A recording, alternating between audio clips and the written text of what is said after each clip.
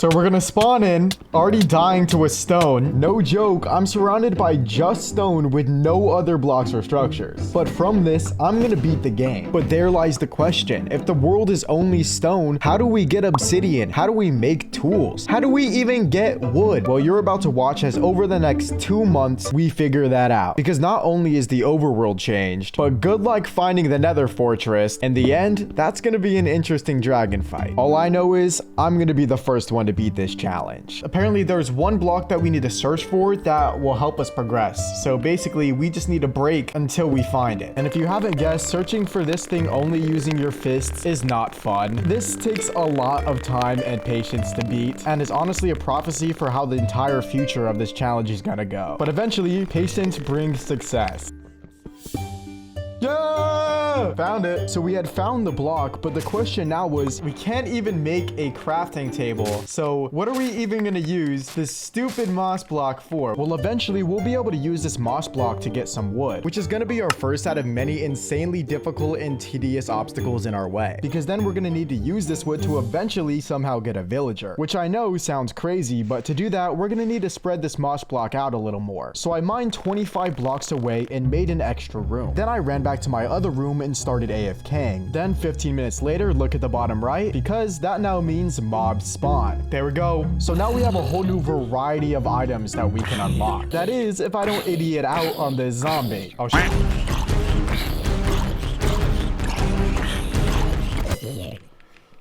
That's the mob we need over there. Okay, now we just need to very carefully kill this skeleton so we could get the item we're looking for, bone meal. Yes! And I also realized you could abuse creepers to get cobblestone early. Cobblestone before wood. Pretty weird, but hopefully we could use this in a bit. And now we could finally use this to make bone meal, and we could bone meal here. So a tree's not magically gonna pop up, but if we're able to get lucky with some bone meal, we can get an azalea bush to grow, which we could then grow into an azalea tree. Okay. Oh, I think that's what we need. Let me look it up. Now I just needed an area big enough for it to grow into a tree. Then after that, we could finally focus on getting our villagers. Which actually, cool fact, you could use moss and bone meal to mine. Let's see if it works. I need more bone meal. Okay, apparently he was a chicken jockey, so now I have a chicken. Only one more left and we have an infinite food source. Thanks.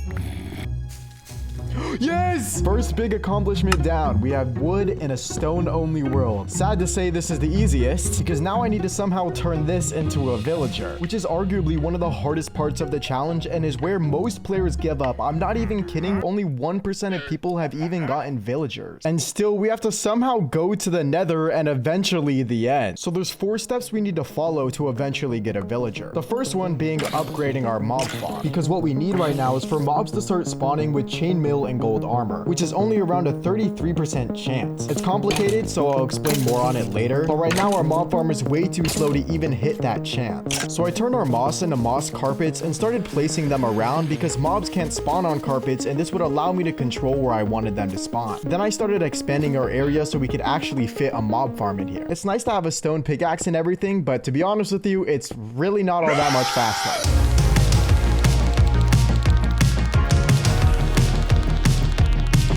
So super cool knowledge towards progressing. Apparently, if you bone meal an azalea bush, the block it grows on turns into rooted dirt, which by itself is nothing. But if you hoe that, it turns into normal dirt. So now we should be able to plant seeds. If we use this fast, we don't even need water yet because we could just bone meal it. But still, this probably isn't the most reliable way to get food, since with our slow mob farm, we really can't get all that much bone meal yet. But it is something cool to keep in mind for after we finish upgrading our mob farm. For now, we'll have to rely on the rotten beef. So now it was time to actually start building the fast mob farm. But that brings me back to what I just said. We don't have any water. And everybody knows all good mob farms need water to even work. I mean, you need the mobs to be funneled so the mob farm could work as efficiently as we need. So that raises the question, how are we even gonna make this work? Well, to be honest with you, I don't know. But by pulling out the old handy YouTube, I figured out it's possible if we're able to correctly abuse the code of mobs. See, mobs are pathfinded to always walk towards full blocks. So by building the entire farm out of slabs and stairs, which are half blocks, and placing the full blocks where we want the mobs to funnel into, we get a perfectly working farm. Now we just have to go 25 blocks away, AFK, and reap all the rewards.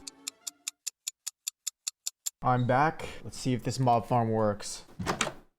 Oh no. Fuck, doesn't work, bro. What the hell did I do wrong? Now it was time to troubleshoot, because I literally couldn't progress until I got this stupid mob farm right. At first I was like, aha, maybe I need to fill in the empty blocks between with slabs and then they could start spawning. But another 20 minutes later and nothing. But I couldn't give up yet. There had to be a method, right? So I tried so many different methods to try and fix this. I even tried switching the cobblestone slabs to wood. I'm just so utterly lost. But everything was to no avail. But then I came up with my stupidest fix yet. So what if I was to build a mob farm over here? Would that somehow fix my problems magically? Would this magically fix my problems?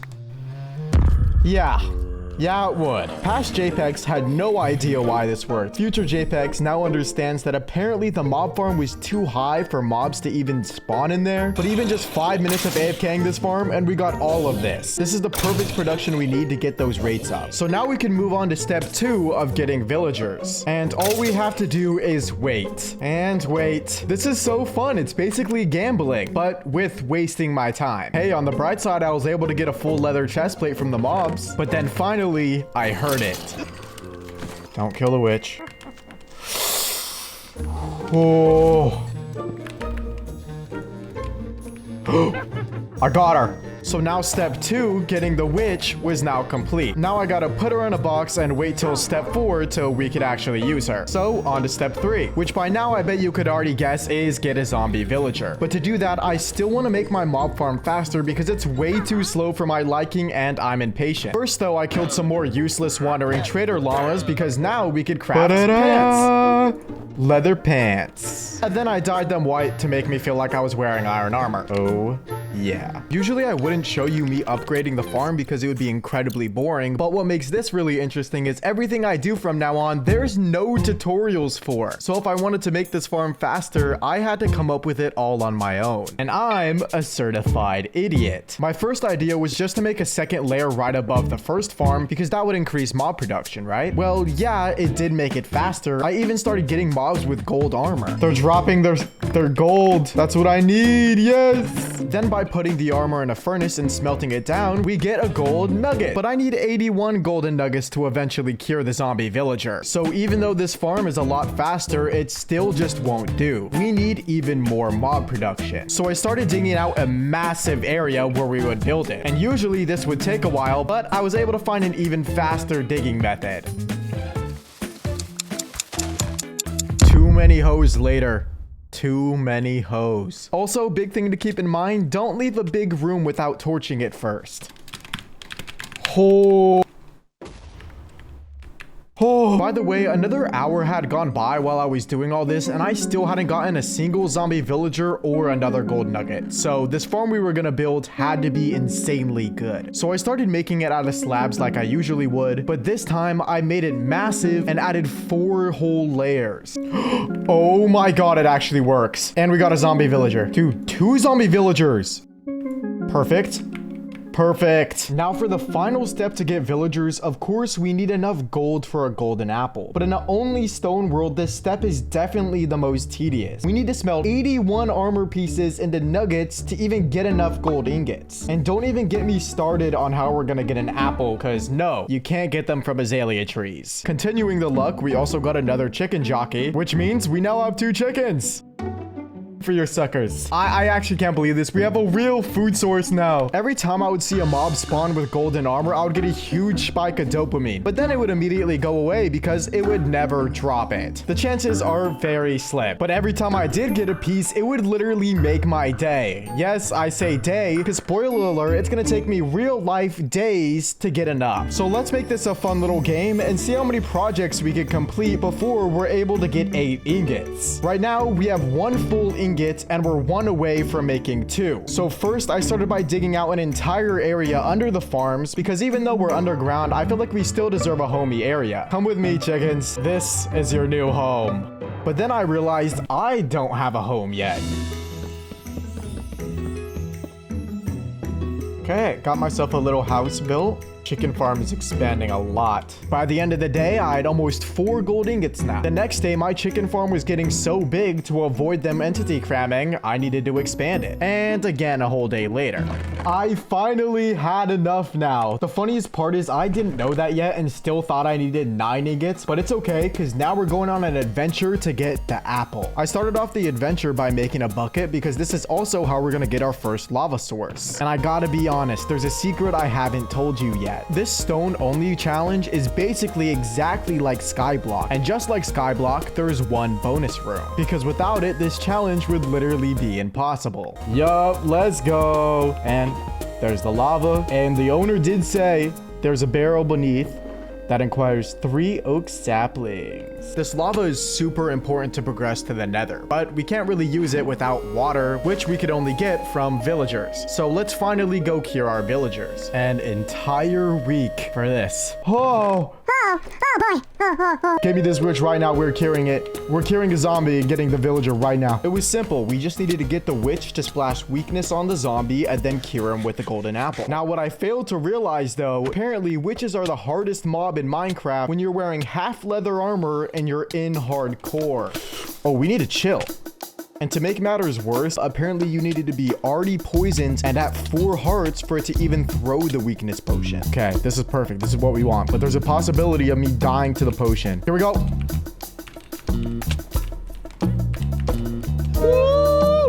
Okay, that was not what we wanted. Let's try again. Did not think it was going to be this difficult. Throw the weakness. Throw the weakness. Oh my. I think I just have to be like closer.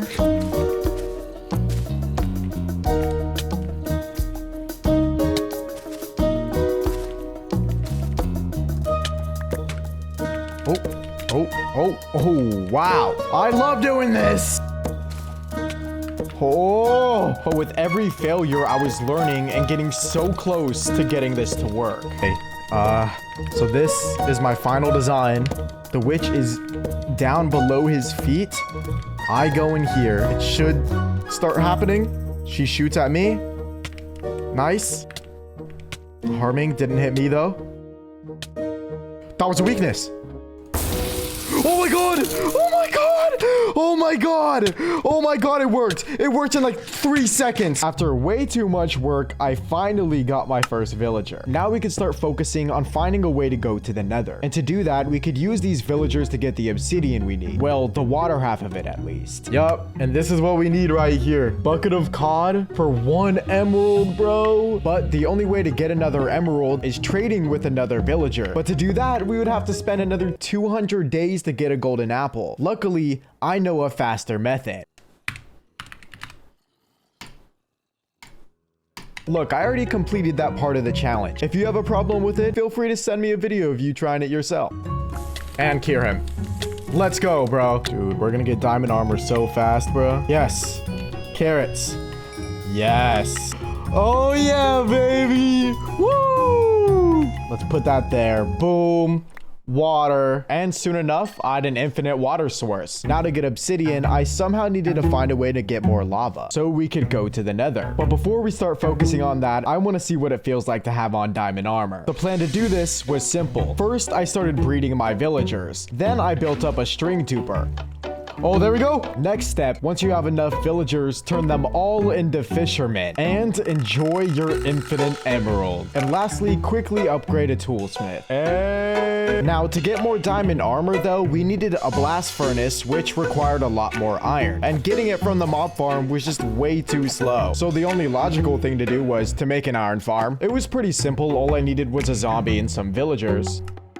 Now we got a blast furnace. Perfect. And oh my god, I can't believe it. We have diamond armor now. Boom, boom. Oh yeah. Oh yeah. Let's rock it. Who are we looking at here? Who are we looking at here? Oh? Oh, now that we were all geared up, last thing we needed to go to the nether was to somehow get more lava so we can make the nether portal. And apparently the only way we can do this is by abusing the mechanics of the most useless mob. If you don't want to die, you're gonna want to have dripstone on you. Yep, sorry to say, buddy, but you're pretty useless. Wandering traders actually have a 7% chance of spawning being able to sell pointed dripstone. And using that and cauldrons, we could dupe lava infinitely, getting us our obsidian we need for our portal. But you did hear me say 7% chance, right? You are useless. Oh my god. Oh my god. I fully just stopped expecting to get it. Like, I didn't even believe this was real anymore. I killed 32 wandering traders, and these guys spawn every 20 minutes, if not more. If I do this. So this one's got lava dripping from it. So if we get this cauldron, eventually this system will give us all the lava we need.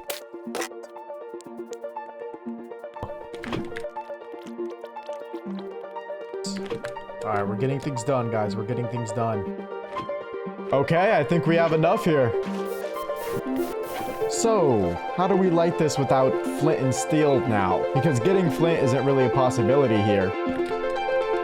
I think we just end here. So we'll light this on fire, which lights this on fire. Yes! Yes! Oh my god, bro, we got the nether. We actually got the nether unlocked. Time to see firsthand how the nether is affected. Hopefully getting blaze rods won't be too difficult. But before we go in, I gotta explain something to you. As you can see, my armor is not enchanted nearly enough for me going to the nether. But that's because I want to keep this a challenge and not just grind out max levels, because honestly, that just feels like I'm cheaping you guys out. And 3, 2, 1, go. Yup, just like I thought. Completely covered. Okay, now we need to somehow find the fortress and get some blaze rods.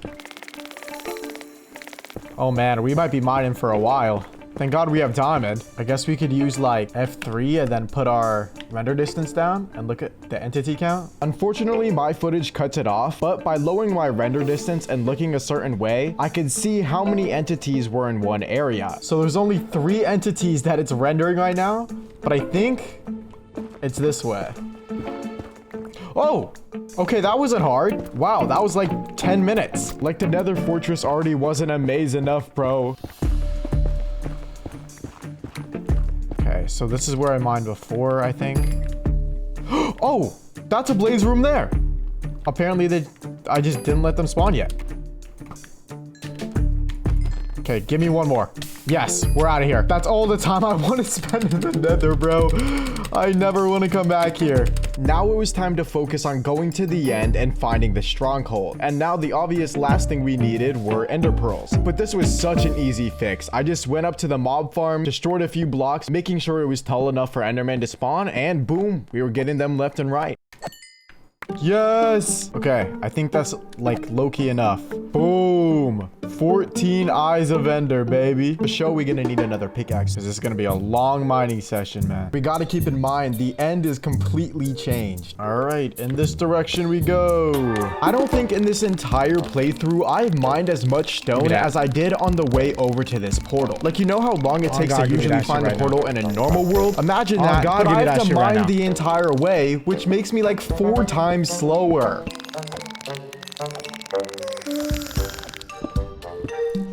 Oh, we found it. Oh, everything is still surrounded by stone though, so it's not going to be too easy to find where I need to go. Aha, it's behind this door. I'm just realizing how much of a pain this could possibly be to navigate this. Oh, End room? Oh! Alright. Now how many eyes are in these suckers? Well, that's to be expected. Yeah. Great! We need 3 more. It's 4 a.m. by the way. And we're back. Wow, this is a lot of pressure. It's the final stride. What does the end even look like? Well, we spawned in the normal box, but I'm guessing this is still all stone. God, how is this fight gonna go, bro? How am I even gonna know where to go?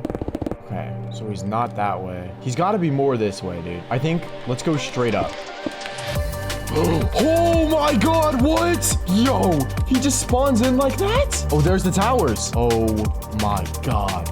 Okay, I'm gonna let him like destroy. You got a tower right here. With the enchants I had on my armor and tools, this fight was gonna be incredibly difficult, especially since I still had no clue how this fight was gonna go. Okay. Nice. 1 crystal down. Whoa. Yo, this is sick. Oh my god. There's some more crystals. It's not so easy to find these crystals when they're all just underground like this. But look, if I follow the dragon, he reveals them for me. I think this might be the last one. Nice. Yup. Okay, that's it. Yep, the battle is really starting now. Okay. Oh! This might be the hardest dragon fight I've ever fought. Oh!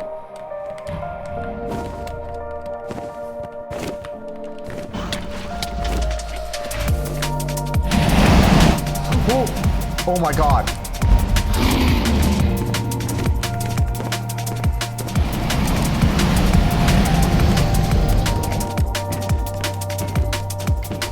Let's go. Oh! Oh my god! Yo! Nice. Nice. Here we go. Yes! We beat it! We beat the impossible challenge! Oh my god! Yes! Oh wow! Gotta take our prize. Vanilla stone block. Complete. Dude, this was a 31-minute dragon fight. Never had anything like that in my life.